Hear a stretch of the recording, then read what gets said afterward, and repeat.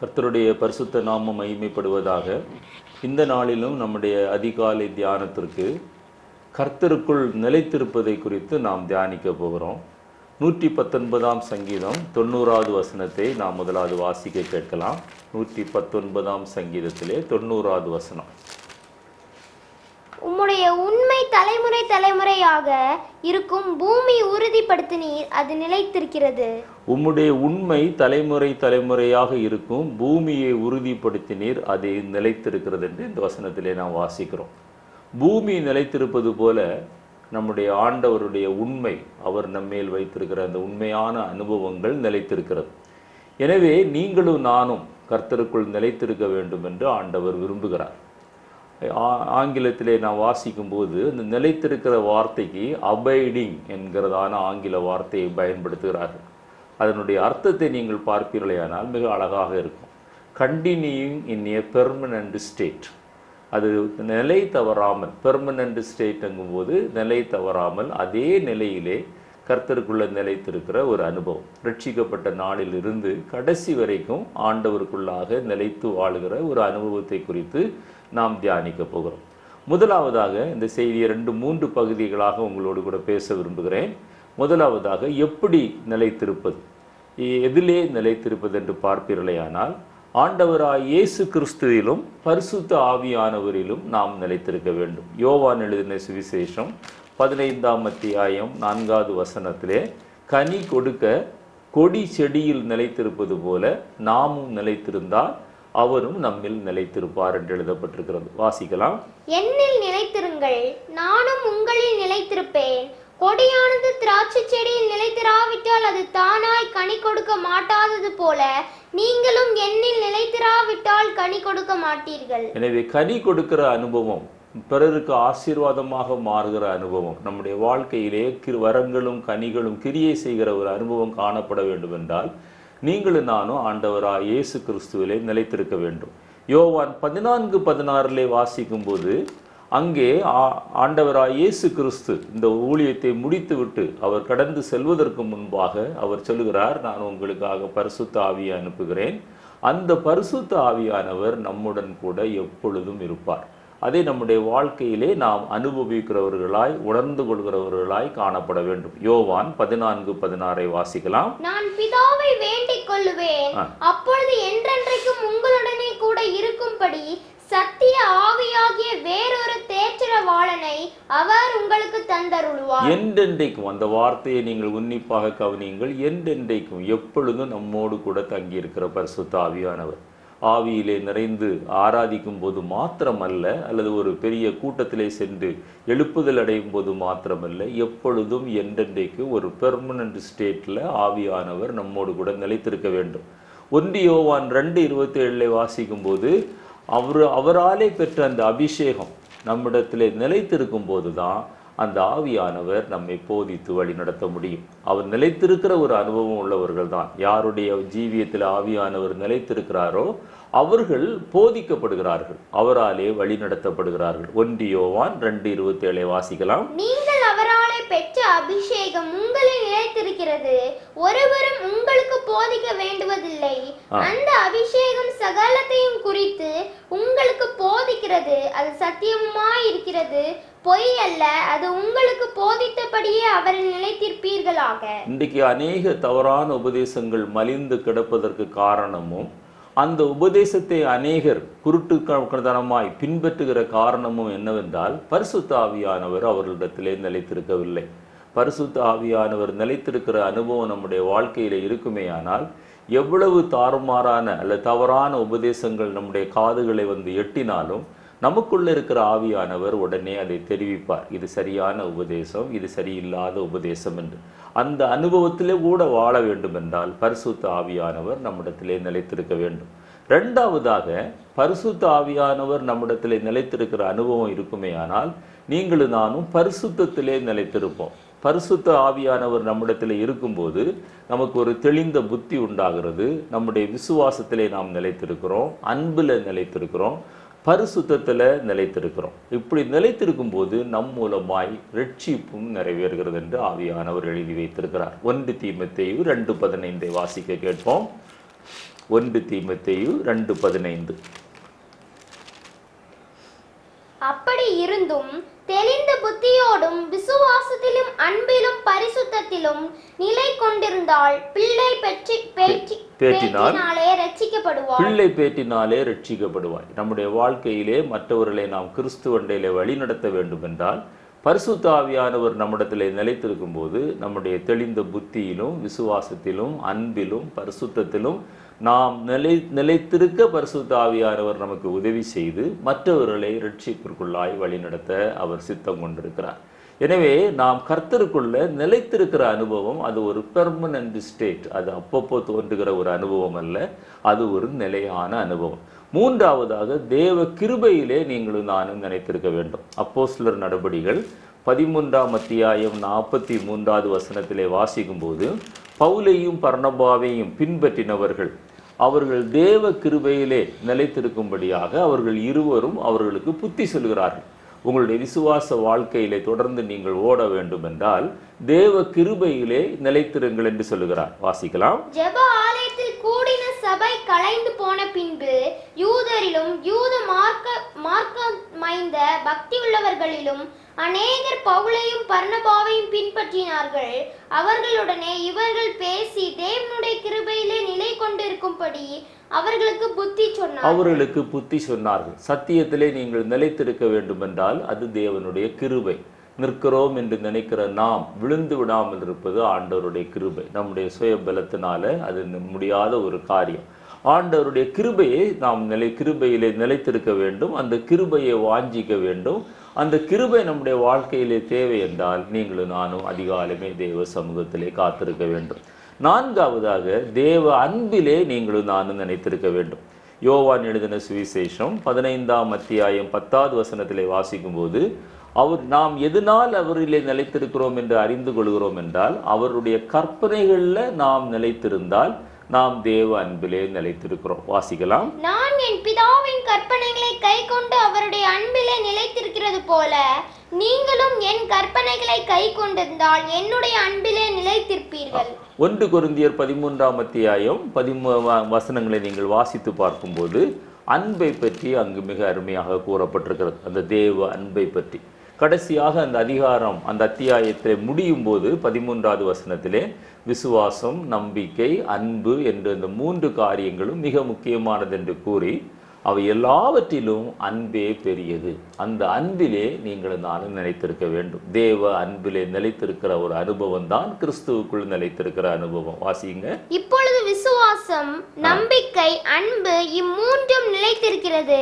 இவைகளில் அன்பே பெரியது. இந்த 3 நிலைத்திருந்தாலும் அந்த 3லும் மிக முக்கியப்படுத்தி பரிசுத்த ஆவியானவர் நமக்கு சொல்லுகிற ஆலோசனை என்னவென்றால் அன்பு. 5ஆவதாக தேவ தயவிலே நீங்களும் நானும் நிலைத்திருக்க வேண்டும்.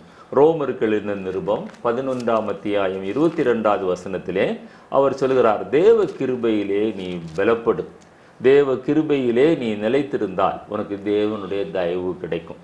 அந்த தேவனுடைய தயவு நம்முடைய வாழ்க்கையிலே ஒரு பெரிய ஆசீர்வாதத்தை கொண்டு வரும். வாசிக்கலாம். ஆகையால் தேவனுடைய தயவையும் கண்டிப்பையும் பார். விழுந்தவர்கள் இடத்திலே கண்டிப்பையும் உன்னிடத்திலே தயவையும் காண்பித்தார். அந்த தயவிலே நிலைத்திருப்பாயானால் உனக்கு தயவு கிடைக்கும். நிலைத்திராவிட்டால் நீயும் வெட்டுண்டு போவாய். 6ஆவதாக நம்முடைய நம்பிக்கையிலும் விசுவாசத்திலும் நீங்களும் நானும் நிலைத்திருக்க வேண்டும். கிறிஸ்தவ ஜீவியம் என்பது எப்போதாவது நம்புகிற அனுபவம் அல்ல, எப்பொழுதும் எந்த சூழ்நிலையிலும் நம்புகிற அனுபவம், விசுவாசிக்கிற அனுபவம். அப்போஸ்தலர் நடபடிகள் 14ஆம் அத்தியாயம் 22வது வசனத்திலே விசுவாசத்தில் நிலைத்திருப்பது, விசுவாசத்தில் நிலைத்திருக்கிறது அதற்கு ஒரு அடையாளம் என்னவென்றால் அநேக உபத்திரவங்கள் நம்முடைய வாழ்க்கையில் வந்தாலும் அந்த உபத்திரவங்களை எல்லாம் தாண்டி நீங்களும் நானும் தேவனுடைய ராஜ்யத்திலே பிரவேசிக்கிற ஒரு அனுபவம். அந்த வசனத்தை வாசிங்கம்மா. சீஷருடைய மனதை திடப்படுத்தி விசுவாசத்திலே நிலைத்திருக்கும்படி அவர்களுக்கு புத்தி சொல்லி நாம் அநேக உபத்திரவங்களின் வழியாய் தேவனுடைய ராஜ்யத்தில் பிரவேசிக்க வேண்டும் என்று சொன்னார்கள். அநேகர் சொல்லுகிறார்கள் இந்த கிறிஸ்தவ வாழ்க்கை அது செழிப்பான வாழ்க்கை, உபத்திரவமே இல்லை, பாடுகள் இல்லை என்று சொல்லுகிறார்கள். ஆனால் வேதம் என்ன சொல்கிறது? கர்த்தருக்குள்ள நிலைத்திருக்கிற ஒரு அடையாளம் என்னவென்றால் எத்தனை பாடுகள் வந்தாலும், எத்தனை உபத்திரவங்கள் வந்தாலும், வேதனைகள் வந்தாலும், துன்பங்கள் வந்தாலும் நீங்களும் நானும் கிறிஸ்துவின் அன்பை விட்டு விலகாமல் நிலைத்திருக்கிறோமே, அதுதான் உண்மையான நிலைத்திருக்க. கொலோசியர்கள் நிருபம் 1:22 வாசிக்கும் போது இந்த கேட்ட சத்தியம், நாம் கேட்ட இந்த சுவிசேஷம் நம்முடைய வாழ்க்கையிலே நம்பிக்கையை பெருக பண்ண வேண்டும். அந்த நம்பிக்கை பெருக பண்ணும்போது நீங்களும் நானும் அசையாமல் ஸ்திரமாய் உறுதியாக அந்த விசுவாசத்திலே நாம் நிலைத்திருக்கிறவர்களாய் காணப்படுவோம். வாசிக்கலாம். நீங்கள் கேட்ட சுவிசேஷத்தினால் உண்டாகும் நம்பிக்கையை விட்டு அசையாமல் ஸ்திரமாயும் உறுதியாயும் விசுவாசத்திலே நிலைத்திருப்பீர்களானால் அப்படியாகும். விசுவாசத்தில் நிலைத்திருக்கிற ஒரு அனுபவம். 7வதாக நீங்கள் நான் எதிலே நிலைத்திருக்க வேண்டும்? கர்த்தருடைய வார்த்தையிலே, நாம் கேட்ட சத்தியத்திலே, உபதேசத்திலே நாம் நிலைத்திருக்க வேண்டும். யோவான் எழுதின சுவிசேஷம் 15ஆம் அத்தியாயம் 7வது வசனத்திலே, இயேசுவிலும் அவருடைய வார்த்தையிலும் நீங்களும் நானும் நிலைத்திருந்தால் நாம் கேட்டுக்கொள்வது எதுவோ அது கிடைக்கும். இது ஒரு நல்ல ஒரு இண்டெக்ஸ். ஒரு சின்ன காரியமானாலும் பெரிய காரியமானாலும் நாம் கேட்டுக்கொண்ட விண்ணப்பம் அது தேவ சித்தத்தின்படி அமைந்திருந்தால் நிச்சயமாக ஆண்டவர் நமக்கு பதில் கொடுக்கிறார். தாமதம் ஆவதில்லை. ஆனால் அதற்கு அவர் சொல்லுகிற அந்த காரியம் என்னவென்றால், நீங்கள் என்னிலும் என்னுடைய வார்த்தையிலும் நீங்கள் நிலைத்திருக்க வேண்டும். வாசிப்போம். நீங்கள் என்னிலும் என் வார்த்தைகள் உங்களிலும் நிலைத்திருந்தால் நீங்கள் கேட்டுக்கொள்வது எதுவோ அது உங்களுக்கு செய்யப்படும். 1 தீமோத்தேயு 4:16 வாசிக்கும் போது, உபதேசத்திலே நீ நிலைத்திரு என்று பவுல் அப்போஸ்தலர் தீமோத்தேயுவை எச்சரிக்கிறார். தான் எச்சரிக்கையாக சொல்லுகிறேன், நீ உபதேசத்துல நீ நிலைத்திருந்தா உன்னுடைய வாழ்க்கையில அநேகரை நீ ரட்சிப்பிற்குள்ளாய் வழி நடத்த முடியும். வாசியம்மா. உன்னை குறித்தும் உபதேசத்தை குறித்தும் எச்சரிக்கையாயிரு, இவைகளில் நிலை கொண்டிரு. இப்படி செய்வாயானால் உன்னையும் உன் உபதேசத்தையும் கேட்பவர்களையும் ரட்சித்துக் கொள்ளுவாய். அதே பவுல் அப்போஸ்தலர் திரும்பவும் தீமோத்தேயுக்கு எழுதும்போது 2 தீமோத்தேயு 3ஆம் அத்தியாயம் 14வது வசனத்துல என்ன சொல்கிறார்? உன் உபதேசத்திலே நீ நிலைத்திரு என்று சொன்னவர் இப்பொழுது சொல்கிறார், கேட்கிற உபதேசம் அது கேட்கிற அனுபவம் வேற, கற்றுக்கொள்கிற அனுபவம் வேற. கேட்கிறதை நாம் அநேக தடவை நாம் மறந்து விடுவோம். ஆனால் கற்றுக்கொண்டோம் என்றால் அது நம்முடைய இருதயத்திலே பதிந்து விடும். அவர் சொல்கிறார், கற்று நிச்சயித்து கொண்டவைகளில் நீ தேவனுடைய வார்த்தையிலே தேவனுடைய சத்தியத்தை உபதேசத்தை நீங்களும் நானும் கேட்கிறோம். கேட்டதை விட மேலான அனுபவம், அதை கற்றுக்கொள்கிறோம். கற்றுக்கொண்டதை அது உண்மை என்று நிச்சயித்து கொள்ளுகிறோம். நிச்சயித்து கொண்டவைகளில் நீ நிலைத்திரு. அது 2 தீமோத்தேயு 3:14. நீ கற்று நிச்சயித்து கொண்டவைகளில் நிலைத்திரு, அவைகளை இன்னாரிடத்தில் கற்றாய் என்று நீ அறிந்திருக்கிறது அல்லாமல் கற்றுக்கொண்டவைகளில் நீ நிச்சயித்திரு. ஏனென்றால் நீங்களும் நானும் கற்றுக்கொண்ட வசனம் என்ன வசனம்? சத்தியம் என்ன சத்தியம்? 1 பேதுரு 1:23 அவர் சொல்லுகிறார், அழிவில்லாத ஜீவனுள்ள நிலைத்திருக்கிற தேவ வசனம். மற்ற காரியங்கள் எல்லாம் அழிந்து போகக்கூடியது. வானமும் பூமியும் ஒளிந்து போகும், ஆனால் என்னுடைய வார்த்தையிலே ஒரு உறுப்பு கூட ஒளிந்து போகாதென்று ஆண்டவராக இயேசு கிறிஸ்து சொன்னார். அந்த பவுல் பேதுரு சொல்லும்போது மிக அழகாக சொல்லுவார், அழிவில்லாத ஜீவனுள்ள நிலைத்திருக்கிற தேவ வசனத்தினால நீங்களும் நானும் மறுபடி பிறந்திருக்கிறோம். ஒரு எமோஷனல் ஒரு ரியாக்ஷன்ல நீங்க ஒருவேளை ரட்சிக்கப்பட்டோம் என்று நினைத்தா இந்த அனுபவம் இருக்காது. நாம் செய்கிறத உணர்ந்து தேவ வசனம் நம்முடைய வாழ்க்கையில கிரியை செய்து ரட்சிக்கப்பட்ட அனுபவம் உள்ளவர்கள் இந்த வசனத்தை அவர்கள் ஒத்துக்கொள்கிறார்கள். அவர்களுடைய வாழ்க்கையிலே இந்த வசனம் கிரியை செய்கிறது. அந்த வசனம் எப்படி இருக்கிறது? அது அழிவில்லாதது, அது ஜீவன் உள்ளது, அது நிலைத்திருக்கிறது. அந்த வசனத்தின் மூலமாகத்தான் நாம் ரட்சிக்கப்பட்டோம். ஒவ்வொருவருடைய வாழ்க்கையிலும் ஒரு குறிப்பிட்ட வசனம் உங்களோடு கூட பேசி இருக்கும். அதனால் தான் நீங்கள் ரட்சிக்கப்பட்டீங்க. நான் அப்படித்தான் ரட்சிக்கப்பட்டேன். அந்த வசனத்தை வாசிக்கலாமா? அழிவுள்ள வித்தினாலே அல்ல, என்றென்றைக்கும் நிற்கிறதும் ஜீவனும் உள்ளதுமான தேவ வசனமாகிய அழிவில்லாத வித்தினாலே மறுபடியும் ஜெனிப்பிக்கப்பட்டிருக்கிறீர்களே. அதே யோவான் அப்போஸ்தலராகிய யோவான், பவுல் அப்போஸ்தலரும் பேதுரு அப்போஸ்தலரும் யோவானும் இந்த நிலைத்திருக்கிற அனுபவங்களை குறித்து அதிகமாக தங்களுடைய நிருபங்களிலே எழுதியிருக்கிறாங்க. 3 முக்கியமான அப்போஸ்தலர்கள், இயேசு கிறிஸ்துவோடு கூட இருந்த 2 பேர், அவருக்கு பின்பாக ஆண்டவரை ஏற்றுக்கொண்ட அப்போஸ்தலர் பவுல். இவருக்கு 3 பேரும் அதிகமாக எழுதுவார்கள். 1 யோவான் 2:14 ஆதி முதல் கேட்டது, நீங்கள் ரட்சிக்கப்பட்ட நாளிலிருந்து அல்லது ஒருவேளை நீங்கள் ரட்சிக்கப்படுவதற்கு முன்பாக உங்களுடைய குடும்பத்தில் உங்களுடைய சபையில் நீங்கள் கேட்ட வசனங்களில் நீங்கள் நிலைத்திருந்தா நீங்க குமாரனிலும் பிதாவிலும் நீங்கள் நிலைத்திருப்பீர்கள் என்று சொல்லுவார். அந்த வசனத்தை வாசியமா? பிதாக்களே, ஆதி முதல் இருக்கிறவர்களை நீங்கள் அறிந்திருக்கிறதினால் உங்களுக்கு எழுதியிருக்கிறேன். வாலிபரே, நீங்கள் பலவானாய் இருக்கிறதினாலும் தேவ வசனம் உங்களில் நிலைத்திருக்கிறதினாலும் நீங்கள் பொல்லாங்கனை ஜெயித்ததினாலும் உங்களுக்கு எழுதியிருக்கிறேன். அப்படி தொடர்ந்து வாசிக்கும் போது அப்படிப்பட்டவர்கள் குமாரனிலும் பிதாவிலும் நிலைத்திருக்கிறார்கள். அதே யோவான் திரும்பி 2 யோவான் 2ஆம் வசனத்திலே வரும்போது அவர் திரும்பவும் சொல்லுகிறார், நமக்குள் என்றென்றைக்கும் நிலைத்திருக்கிற சத்திய வசனம். அதே யோவான் திரும்பி அதே 2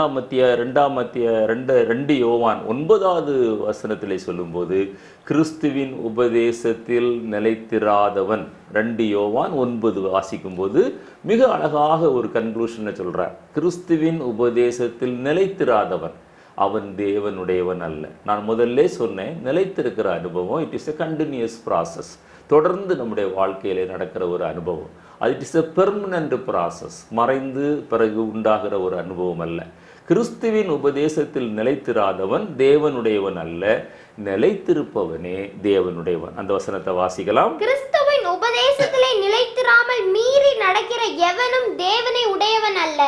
கிறிஸ்துவின் உபதேசத்தில் நிலைத்திருக்கிறவனோ பிதாவையும் குமாரனையும் உடையவன். பாருங்கள், மிக அழகாக அவர் சொல்கிறார், பிதாவையும் குமாரனையும் உடையவர்களாக இருந்தார். எனவே இந்த 3 அப்போஸ்தலர்களும் இந்த சத்தியத்தை நமக்கு ஆண்டவராக இயேசு கிறிஸ்துவும் அதற்கு பிறகு இந்த 3 அப்போஸ்தலர்களும் இந்த சத்தியத்தை நமக்கு திரும்ப திரும்ப வேதத்திலே பல இடங்களிலே சுட்டி காட்டுகிறார்கள். நான் சில வசனங்களை தான் உங்களுக்கு முன்பாக வைத்திருக்கிறேன். 8வதாக அழைக்கப்பட்ட அழைப்பிலே அல்லது தேவ சித்தத்தை நிறைவேற்றுவதிலே நீங்களும் நானும் நிலைத்திருக்க வேண்டும். தமஸ்கு பட்டண வீதியிலே ஆண்டவர் பவுலை சந்திக்கிறார். நீ துன்பப்படுத்துகிற இயேசு நானே என்று சொல்லுகிறார். முள்ளில் உதைப்பது உனக்கு கடினமாமே என்று சொல்லுகிறார். பிரகாசமான ஒளியின் மூலமாய் சத்தத்தின் மூலமாய் தரிசனமாகி பேசின ஆண்டவராய் இயேசு கிறிஸ்துவின் அந்த மகிமையின் பிரசன்னத்தை அந்த சத்தத்தை கேட்டவுடனே பவுல் அப்போஸ்தலர் சொல்லுகிறார், நான் என்ன செய்ய நீர் சித்தமாயிருக்கிறேன். அப்போஸ்தலர் 9:6 வாசிப்போம். அப்போஸ்தலர் 9:6. அவன் நடுங்கி திகைத்து, ஆண்டவரே, நான் என்ன செய்ய சித்தமாயிருக்கிறேன் என்றார். ஆண்டவர் என்ன செய்ய சித்தமாயிருந்தார் பவுலுடைய வாழ்க்கையிலே? புறஜாதிகளுக்கு பவுல் சுவிசேஷத்தை அறிவிக்க வேண்டும், இஸ்ரவேலருக்கு பவுல் சுவிசேஷத்தை அறிவிக்க வேண்டும், ராஜாக்களுக்கு பவுல் சுவிசேஷத்தை அறிவிக்க வேண்டும். இதெல்லாம் தேவ சித்தமாயிருந்தது. நீங்கள் முழுவதும் வாசித்து பார்ப்பீர்களேயானால், பவுலுடைய சரித்திரத்தை அவருடைய எழுதின நிருபங்களை எல்லாம் நீங்கள் வாசித்து பார்ப்பீர்களேயானால், அவர் இந்த 3 காரியங்களையும் தன்னுடைய வாழ்க்கையிலே அவர் நிறைவேற்றி முடித்தார். திரும்ப யோவான் எடுக்கிற இடத்துல வருவீங்கன்னா 1 யோவான் 2:17 அவர் சொல்கிறார், தேவனுடைய சித்தத்தின்படி செய்கிறவன் தான் அவர்கள் நிலைத்திருக்கிறான். 1 யோவான் 2:17 வாசியமா? உலகமும் அதன் இச்சையும் ஒளிந்து போம், தேவனுடைய சித்தத்தின்படி செய்கிறவனோ என்றென்றைக்கும் நிலைத்திருப்பான். தேவனுடைய சித்தத்தின்படி நாம் செய்கிறோமா? அதுதான் முக்கியமான ஒரு கேள்வி. நீங்கள் ஊழியம் செய்தாலும், உங்களுடைய தனிப்பட்ட கிறிஸ்தவ வாழ்க்கையாயிருந்தாலும், சபையோடு கூட இணைந்து செய்கிற கிறிஸ்தவ ஜீவியமாயிருந்தாலும், குடும்ப வாழ்க்கையாயிருந்தாலும், தேவ சித்தம் அதில் நிறைவேறுகிறதா? நம்முடைய ஜெபத்தில் இது ஒரு முக்கியமான பகுதியாக மாற வேண்டும். ஆண்டவரே, நான் உம்முடைய சித்தம் செய்கிறவனாய் நீர் என்னை மாற்றும். 2வது பகுதியாக இந்த செய்தியிலே எப்படி கர்த்தருக்குள் நிலைத்திருக்கிறது. கர்த்தருக்குள் நிலைத்திருப்பதற்கு மிக அருமையான ஒரு வசனம் ரோமருக்கு எழுதின நிருபம் 12ஆம் அத்தியாயம் 12வது வசனத்தில் பவுல் அப்போஸ்தலர் மிக அழகாக சொல்லுவார், உபத்திரவத்தில் பொறுமையாயிருங்கள், நம்பிக்கையிலே சந்தோஷமாயிருங்கள், ஜெபத்திலே உறுதியாய் தரித்திருங்கள். ஜெபத்தில் மாத்திரம் உறுதியாய் தரித்திருந்தால் போராது, உபத்திரவத்தில் பொறுமை வேண்டும். வாழ்க்கையில் ஏற்படக்கூடிய பிரச்சனைகளில் பொறுமையை காத்து கொள்ள வேண்டும். நம்பிக்கையிலே சந்தோஷமாக இருக்க வேண்டும். மிக அருமையான ஒரு வசனம், மனப்பாடம் பண்ணி வாழ்க்கையிலே அபியாசப்படுத்த வேண்டிய ஒரு வசனம். ரோமர் 12:12. நம்பிக்கையிலே சந்தோஷமாயிருங்கள், உபத்திரவத்திலே பொறுமையாயிருங்கள், ஜெபத்திலே உறுதியாய் தரித்திருங்கள். இதைத்தான் ஆண்டவராய் இயேசு கிறிஸ்து யோவான் 15ஆம் அத்தியாயம் 4-5 வசனங்களில் சொல்லும்போது, ஏற்கனவே நாம் இந்த வசனத்தை வாசித்தோம். செடியும் கொடியும் போல நீங்களும் அவரிடத்துல நாம் நிலைத்திருக்க வேண்டும். அவர் நானே நல்ல திராட்சை செடி என்கிறார். நீங்களும் நானும் அதில் கொடியாக இருக்க வேண்டும். அந்த கொடியாக இருந்தால் தான் நீங்களும் நானும் கனி கொடுக்க முடியும். அந்த கொடி கனி கொடுப்பதற்கு முன்பாக அந்த கொடியை களை பிடுங்கி அதை நறுக்கி சுத்தம் பண்ணுவார்கள். ஒரு அருமையான பாடலில் கூட நாம் அப்படி பாடுவோம். அதற்கெல்லாம் நாம் அனுமதிக்கும் போது தான் அந்த களை பிடுங்குகிறது, அந்த கொடியை நறுக்குகிறது, கொடியை சுத்தம் பண்ணுகிறது, இதெல்லாம் கர்த்தர் நம்முடைய வாழ்க்கையில் அனுபவிக்கிற உபத்திரவங்கள், பாடுகள், வேதனைகள், நிந்தைகள், அவமானங்கள், இதெல்லாம் எதற்காக ஆண்டவர் அனுமதிக்கிறார் என்றால் நீங்களும் நானும் நல்ல கனிகளை கொடுக்க வேண்டும். 1 யோவான் 3ஆம் அத்தியாயத்திலே 5-6 வசனங்களை வாசிக்கும்போது இப்படி நிலைத்திருக்கிறவங்க நல்ல கனிகளை மாத்திரம் அவங்க கொடுக்கறதில்லை. இந்த உபத்திரவங்கள், பாடுகள், இந்த வேதனைகள், இதெல்லாவற்றையும் தாண்டி வருகிறவங்க அப்படி அதற்கு பிறகும் ஆண்டவருக்குள்ள நிலைத்திருந்தா அவர்கள் பாவம் செய்வதில்லை என்று வாசிக்கிறோம். 1 யோவான் 3ஆம் அத்தியாயம் 5-6 வசனங்கள்ல தேவனால் பிறந்தவன் பாவத்தில் நிலைப்பதில்லை, தேவனால பிறக்காத மனிதன் அவன் பாவத்தில் நிலைத்திருக்கிறான். எனவே பாவத்தில் நிலைத்திராத ஒரு அனுபவம் வரும்போது தான் நம்முடைய வாழ்க்கையில அந்த ரட்சிப்பு, நாம் பெற்றுக்கொண்ட ரட்சிப்பு பூரணமடையும். அந்த பூரண ரட்சிப்பு நம்முடைய வாழ்க்கையில நிறைவேற வேண்டும் என்றால் நீங்களும் நானும் பாவத்தில் நிலைத்திராத ஒரு அனுபவத்திற்குள்ளே கடந்து வர வேண்டும். நாம் தவறு செய்வது இயல்பு. நம்முடைய வாழ்க்கையிலே பிழைகள், குற்றங்கள், மீறுதல்கள், அக்கிரமங்கள் வருகிறது இயல்பு. ஆனால் நிலைத்திருக்கிற அனுபவம் நம்மளை கீழே விழ தள்ளிவிடும். அதை உதறிவிட்டு நாம் எழுந்திருக்க வேண்டும். வாசிக்கலாம். அவர் நம்முடைய பாவங்களை சுமந்து தீர்க்க வெளிப்பட்டார் என்று அறிவீர்கள். அவரிடத்தில் பாவம் இல்லை, அவரில் நிலைத்திருக்க எவனும் பாவம் செய்கிறதில்லை, பாவம் செய்கிற எவனும் அவரை காணவும் இல்லை, அவரை அறியவும் இல்லை. எனவே நிலைத்திருக்கிற அனுபவம், அந்த நிலைத்திருக்கும் போதுதான் நம்முடைய ரட்சிப்பு பூரணமடைகிறது. அதைத்தான் ஆண்டவராய் இயேசு கிறிஸ்து மத்தேயு 24ஆம் அத்தியாயம் 13வது வசனத்துல வாசிக்கும் போது முடிவு பரியந்தம் நிலைத்திருக்கிறவன் ரட்சிக்கப்படுவான். ரட்சிப்பு என்பது ஒரு நாளில் நடக்கிற அனுபவம் அல்ல, அது நடந்தேறுகிற அனுபவம். அந்த ரட்சிப்பு பூரணமடைய வேண்டும். ஒன்றிலே நம்முடைய மரணத்திற்கு முன்பாக அல்லது நினையாத வேளையில வருகிற ஆண்டவராய் இயேசு கிறிஸ்துவின் வருகைக்கு முன்பாக அந்த ரட்சிப்பு பூரணமடையும் போதுதான் நீங்களும் நானும் அவரோடு கூட காணப்படுவோம். எனவே நம்முடைய வாழ்க்கையிலே இதை நாம் கற்றுக்கொள்ள வேண்டும். அது அடுத்ததாக அவருடைய பரிசுத்தத்துல, நீதியில நீங்களும் நானும் பிழைத்திருப்பதற்கு, நிலைத்திருப்பதற்கு நீங்களும் நானும் அழைக்கப்பட்டிருக்கிறோம். ரோமர்கள் இந்த நிருபம் 6ஆம் அத்தியாயம் 19லிருந்து 22 வசனங்களை வர வாஸ்து பார்த்தீங்கன்னா நீங்க நம்முடைய வாழ்க்கையில அது மிக அருமையான ஒரு அத்தியாயம். ரோமர் 6 பல தடவை நீங்கள் அதை வாசிக்க வேண்டும், அதை அபியாசப்படுத்த வேண்டும், அதை தியானிக்க வேண்டும். ஏனென்றால் மிக அருமையான ஒரு அனுபவம். அந்த பழைய மனிதனுடைய வாழ்க்கைக்கும் ரட்சிக்கப்பட்ட ஒரு மனிதனுடைய வாழ்க்கைக்கும் இருக்கிற வித்தியாசங்களை பவுல் அப்போஸ்தலர் மிக நேர்த்தியாக அவர் அதை சுட்டி காட்டுகிறார். நான் கூட அதில் ஒரு செய்தி கொடுத்திருக்கிறேன், நம்முடைய சைட்டில் இருக்கிறது. அந்த ரோமர் 6:19-22 வரை வாசிக்கும்போது ஒரு முக்கியமான கருத்து அங்கே என்னவென்றால், நீங்களும் நானும் அழைக்கப்பட்டது சுயாதீனம் நமக்கு தந்தது நல்லது தான். ஆண்டவர் நம்மை சுயாதீனத்தை தந்திருக்கிறார், நம்மை விடுதலை ஆக்கிறார். தொடர்ந்து தீமையை செய்வதற்கு அல்ல, தேவனுக்கு அடிமைகளாக இருந்து தேவனுடைய பரிசுத்தத்தையும் நீதியையும் நிறைவேற்றுவதற்காக. எனவே நீங்களும் நானும் கர்த்தருடைய அந்த ரட்சிப்பில் நிலைத்திருப்பதற்கு பாடுகள் வரலாம், உபத்திரவங்கள் வரலாம், வேதனைகள் வரலாம். இவை எல்லாவற்றையும் நாம் சகித்து நிலைத்திருக்கும் போது தான் அவருடைய ராஜ்யத்துக்குள்ளாக நாம் கடந்து செல்ல முடியும். இந்த செய்தியின் 3வது பகுதியாக ஏன் நீங்களும் நானும் நிலைத்திருக்க வேண்டும்? முதலாவதாக மிகுந்த கனிகளை கொடுக்கும்படியாக நிலைத்திருக்க வேண்டும். யோவான் 15:5 வாசிக்கிறோம், நீங்கள் என்னில் நிலைத்திருந்தால் நீங்கள் கனிகளை கொடுப்பீர்கள். நிலைத்திராவிட்டால் அந்த கொடி வெட்டுண்டு எறியப்படும், அது வெயிலிலே காய்ந்து கருகி போகும், அது பிரயோஜனமற்ற அந்த கொடியாக காணப்படும்.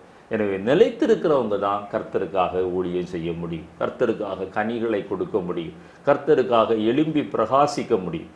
2வதாக நித்திய ரட்சிப்பை நீங்களும் நானும் பெறுவதற்கு, அந்த ரட்சிப்பு வேற, பூரண ரட்சிப்பு வேற, நித்திய ரட்சிப்பு வேற. அந்த நித்திய ரட்சிப்பின் அனுபவம், அந்த நித்திய ஜீவனை சுதந்திரிக்கிற அனுபவம், பெற்றுக்கொள்ளுகிற அனுபவத்துக்குள்ள கடந்து போக வேண்டும் என்றால் எபிரேயர்கள் இந்த நிருபம் 5ஆம் அத்தியாயம் 9வது வசனத்தை நான் வாசிக்க கேட்போம். மிக ஒரு நல்ல வசனம். அந்த வசனத்தில் அவர் என்ன சொல்கிறார்? தான் பூரணரான பின்பு, இயேசு கிறிஸ்து அவர் பூரணரான பின்பு தமக்கு கீழ்ப்படுகிற யாவருக்கும் நித்திய ரட்சிப்பை கொடுக்கும்படியாக அவர் அப்படி ஆனார். வாசிக்கலாம். தாம் பூரணனாருக்கு பின்பு தமக்கு கீழ்ப்படுகிற யாவரும் நித்திய ரட்சிப்பை அடைவதற்கு காரணராகி அவர் காரணராகிறார். அவர் பூரணமடைந்த பிறகுதான். எனவேதான் ஆண்டவராய் இயேசு கிறிஸ்துவின் ரத்தம் சகல பாவங்களையும் சகல சாபங்களையும் சகல நோய்களையும் நீக்கி சுத்திகரிக்கும். இரத்தம் சிந்துதல் இல்லாமல் பாவ மன்னிப்பு இல்லை. இது எல்லா மத புஸ்தகங்களிலும் காணப்படுகிறது, குரானிலும் காணப்படுகிறது, பகவத்கீதையிலும் காணப்படுகிறது, நம்முடைய சத்திய வேத புத்தகத்திலும் காணப்படுகிறது. ஆனால் அந்த இரத்தம் எப்படிப்பட்ட இரத்தமாய் இருக்க வேண்டும்? மாசற்ற இரத்தமாய், குற்றமில்லாத இரத்தமாய் இருக்க வேண்டும். அந்த இரத்தத்தை சிந்தினவர் ஆண்டவராய் இயேசு கிறிஸ்து ஒருவரே. எனவேதான் அவர் பூரணராகின பின்பு, அவருடைய மாசற்ற இரத்தத்தை அவர் சிந்தி நமக்கு ரட்சிப்பை தந்த பின்பு, அவர் நம்மை எப்படி வழிநடத்த விரும்புகிறார்? நிலைத்திருக்கிறவர்களை அந்த பூரண நித்திய ரட்சிப்புக்குள்ளாக வழிநடத்த விரும்புகிறார். மூன்றாவதாக, நீங்களும் நானும் ஏன் கர்த்தருக்குள் நிலைத்திருக்க வேண்டும்? கிரயத்திற்கு நீங்களும் நானும் கொல்லப்பட்டோம். நீங்களும் நானும் ரட்சிக்கப்பட்டது நம்முடைய சொந்த பலத்தினால் அல்ல. தம்முடைய விலையேறப்பெற்ற இரத்தத்தை அவர் கிரயமாக செலுத்தி அவர் நம்மை சொந்தமாக்கி கொண்டார். ரட்சிக்கப்பட்டவர்கள் இயேசு கிறிஸ்துவுக்கு 2 தடவை சொந்தம். முதலாவது சிருஷ்டிப்பின்படி அவர் நம்முடைய தகப்பனாயிருக்கிறார். 2வது அவருடைய இரத்தத்தினாலே நம்மை மீட்டு கொண்டபடியினாலே அவருடைய புத்திரர்களாய் நாம் மாறி அவருக்கு 2 தடவை நாம் சொந்தமாகிறோம். நம்முடைய சரீரத்தினாலும் ஆவியினாலும் அவரை மகிமைப்படுத்துவதற்காக நீங்களும் நானும் கர்த்தருக்குள் நிலைத்திருக்க வேண்டும். 1 கொரிந்தியர் 6ஆம் அத்தியாயம் 19-20 வசனங்களிலே மிக அழகாக சொல்லப்பட்டிருக்கிறது. 1 கொரிந்தியர் 6:19-20. உங்கள் சரீரமானது நீங்கள் தேவனாலே பெற்றும் உங்களில் தங்கியும் இருக்கிற பரிசுத்த ஆவியினுடைய ஆலயமாய் இருக்கிறதென்றும் நீங்கள் உங்களுடையவர்கள் என்றும் அறியீர்களா? உங்களுடையவர்கள் அல்ல என்பதையும் அறியீர்களா? வாசி. கிரயத்துக்கு கொல்லப்பட்டீர்களே. என்ன கிரயம்? என்ன கிரயத்திற்கு கொல்லப்பட்டோம்? அவருடைய விலையேற பெற்ற இரத்தம், மாசற்ற இரத்தம்.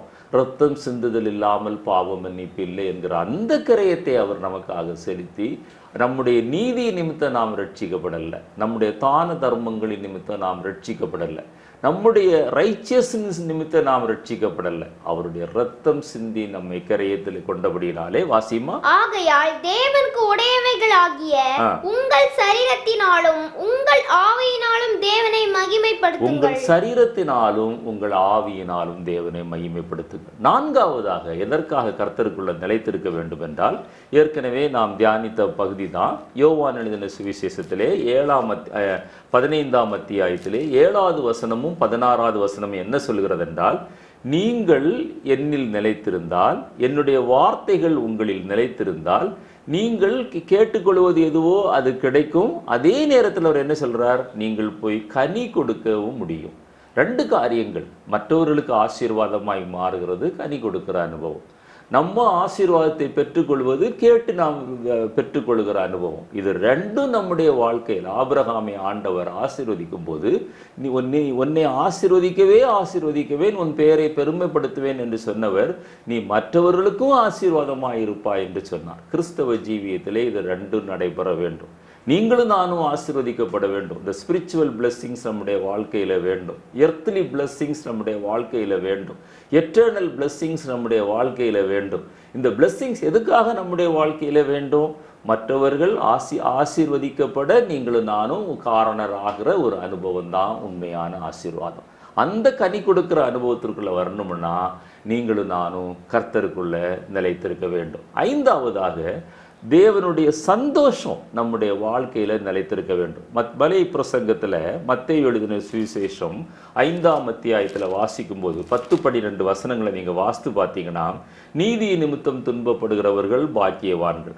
அவர் நிமித்தம் பலவிதமான நிந்தைகளை நம்மிடத்துல சொன்னாலும், பலவிதமான தீமையான காரியங்கள், நாம் செய்யாத காரியங்களை நாம் செய்தோம் என்று நம்மேல குற்றம் சுமத்தினாலும், அவதூறுகளை செலுத்தினாலும், ஆண்டவர் சொல்கிறார், சந்தோஷப்பட்டு களி கூறுங்கள், பரலோகத்தில் உங்கள் பலன் மிகுதியாயிருக்கும். இந்த அனுபவம் யாருக்கு வரும்? கர்த்தருக்குள்ள நிலைத்திருக்கிறவர்களுக்கு தான் வரும். கர்த்தருக்குள்ள நிலைத்திராத ஒரு மனிதன் இந்த அனுபவத்திற்குள்ள அவன் வரவே முடியாது. அப்படிப்பட்ட ஒரு கிருபையை ஆண்டவர் இந்த நாட்கள்ல அவர் நமக்கு தரும்படியாக நீங்களும் நானும் ஜெபிக்க வேண்டும். அந்த 7வதாக, தேவனுடைய வார்த்தையிலும் இந்த இந்த அனுபவம் நம்முடைய வாழ்க்கையிலே வர வேண்டும் என்றால் நீங்களும் நானும் கர்த்தருடைய வார்த்தையிலே நிலைத்திருக்கிற ஒரு அனுபவத்திலே தொடர்ந்து நாம் காணப்பட வேண்டும். அது அந்த மத்தேயு 5:10 அத்தியாயம் 10-12 வரை வாசிக்கும்போது பலவிதமான உபத்திரவங்கள் வரலாம், நிந்தைகள் வரலாம், அவமானங்கள் வரலாம். நீங்களும் நானும் சோர்ந்து போகாம கர்த்தருக்குள்ள நிலைத்திருக்கிற.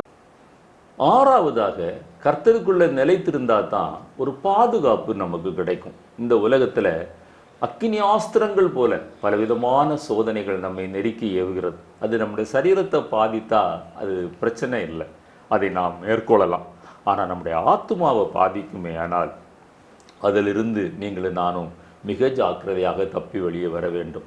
எனவே அப்படிப்பட்ட ஒரு ஆவிக்குரிய பாதுகாப்பு கிடைக்க வேண்டும் என்றால் 91ஆம் சங்கீதம் முதல் வசனத்தில் நம்ம வாசிக்கிறோம். அநேகர் மனப்பாடமாக நீங்கள் தினமும் சொல்வீங்க, உன்னதமானவருடைய மறைவில் இருக்கிறவன் சர்வ வல்லவருடைய நிழலில் தங்குவான்.